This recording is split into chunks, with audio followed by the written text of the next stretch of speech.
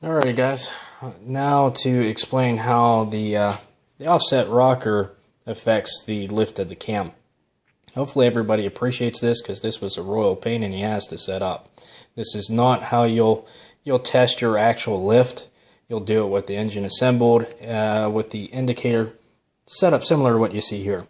If you do it on the tappet screw, the indicator is going to slide off. It's best to locate somewhere on the retainer and get a good solid fixture. That way it don't slide off and gives you a true reading. But anyhow, when you have it all set up on the engine, to get a true lift, you want to zero out your lash. That way you don't have to calculate that in later on. So zero it out on the base of the cam. Then you'll rotate the cam. Right now it's on 0. So you'll rotate the cam. We're at 100 thousandths, 200 thousandths.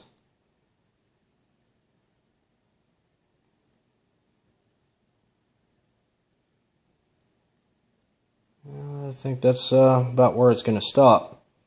So we're at 275 thousandths.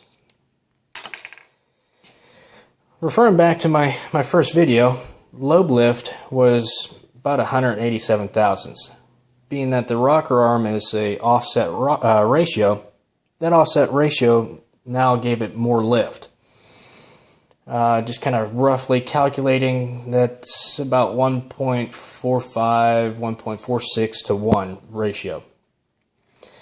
So this is something to keep in mind when you're working with your head and sourcing a camshaft. I know I've had a lot of guys contact me and say, well, you know what, that Cryer regrind, that don't sound like a whole lot of lift. 188 thousandths, that's really nothing for lift. Well, you got to factor in that the 110 Honda has an offset rocker, and as you see, it's pretty close to 300 thousandths. That 275 thousandths is where a lot of the like Kalex Plus R cams lift to.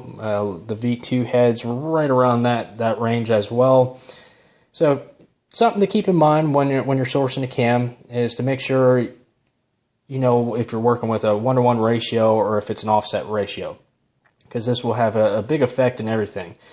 If it's an offset ratio, and using this as an example, if you assume that this head was a 1-to-1 ratio and you send it to a cam company and go, well, you know what, I want about 270 thousandths worth of lobe lift. If they were able to provide it to you and you slammed it in the head, you're going to have a bunch of clearance issues as far as overlap, as well as the retainer hitting the seal, coil bind. You'd be in excess over 400 or 500 thousandths on your lift. So again, can't stress it enough.